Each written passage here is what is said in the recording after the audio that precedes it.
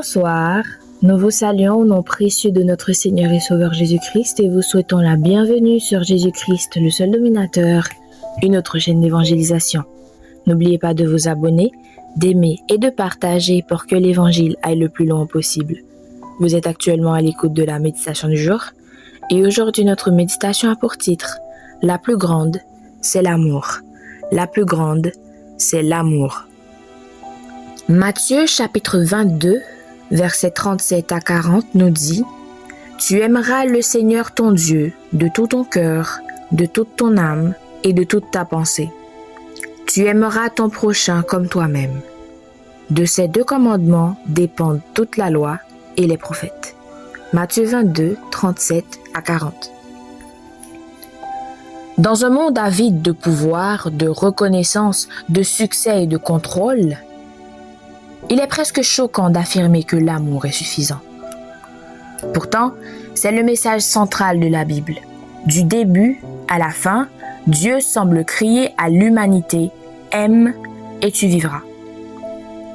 La règle d'or de Matthieu 22 est la façon dont Jésus a résumé la loi et les prophètes. Et cette loi parle uniquement d'amour. Et pas de n'importe quel amour. Il ne s'agit pas d'un amour romantique ou sentimental, mais de l'amour agapé, un amour divin, pur, inconditionnel.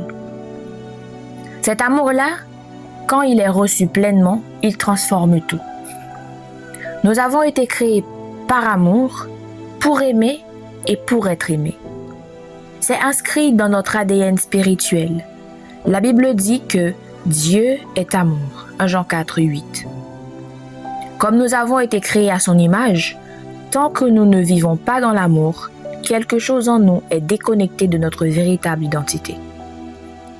Paulo Coelho a dit « Mieux vaut ne pas vivre que de ne pas aimer ». Et il avait raison. On peut tout avoir, le confort, le succès, l'applaudissement des hommes, mais si l'amour manque, il nous manquera toujours quelque chose. L'apôtre Paul, dans 1 Corinthiens 13, verset 1er, le dit avec une clarté bouleversante.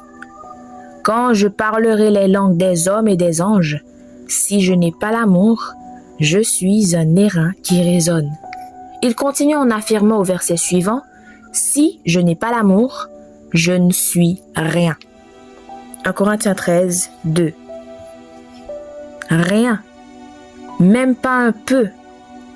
Et ce n'est pas parce que Dieu méprise les dons ou les œuvres, mais parce qu'aucune bénédiction, aucune réussite, aucune relation ne peut nous combler si elle n'est pas habitée d'amour. L'amour donne du sens. Il donne de la chaleur. Il donne de la lumière. Il guérit. Il soutient. Il relève. Il console. Il fait briller les yeux. Fait danser le cœur. Fait vivre l'âme. Aujourd'hui, notre verset à mémoriser se situe dans 1 Corinthiens chapitre 13, verset 13. 1 Corinthiens 13, verset 13. Maintenant donc, ces trois choses demeurent: la foi, l'espérance, l'amour. Mais la plus grande de ces choses, c'est l'amour. 1 Corinthiens 13, verset 13. 1 Corinthiens 13, verset 13. Maintenant donc, ces trois choses demeurent: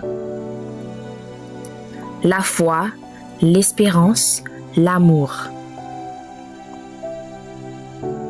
Mais la plus grande de ces choses, c'est l'amour.